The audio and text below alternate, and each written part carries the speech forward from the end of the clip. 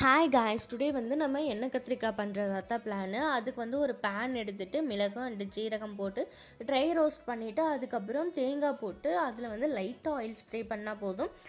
நல்லா அது golden brown ஆக வரையும் நல்லா ஃப்ரை பண்ணிட்டு ஒரு மிக்ஸி ஜார் எடுத்து ஆல்ரெடி நம்ம ஃப்ரை பண்ணி வச்சுருக்க மிளகு அண்டு ஜீரகம் அண்டு தேங்காய் இதெல்லாத்தையும் போட்டுட்டு மஞ்சத்தூள், மிளகாய்த்தூள், கரம் மசாலா அண்டு கொத்தமல்லி தூள் இதெல்லாம் போட்டுட்டு தேவையான அளவு உப்பும் போட்டுட்டு நான் வந்து ஒரு 10லிருந்து 20 சின்ன வெங்காயம் எடுத்திருக்கேன். அந்த சின்ன வெங்காயத்தையும் போட்டு தண்ணியும் ஊற்றாமல் நல்லா அரைச்சி எடுத்துக்கணும்.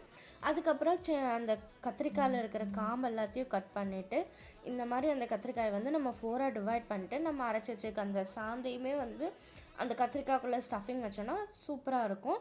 அதுக்கப்புறம் ஒரு மண் சட்டி எடுத்துகிட்டு அதில் ஆயில் கொஞ்சம் தாராளமாக ஊற்றிட்டு கடுகு போட்டுட்டு கடுகு நல்லா பொரிஞ்சதுக்கப்புறம் கருவேப்பிலை அண்டு சோம்பு எதுக்கு போடுறோன்னா அந்த இனிப்பு தரதுக்காக வந்து சோம்பு போடுறோம்.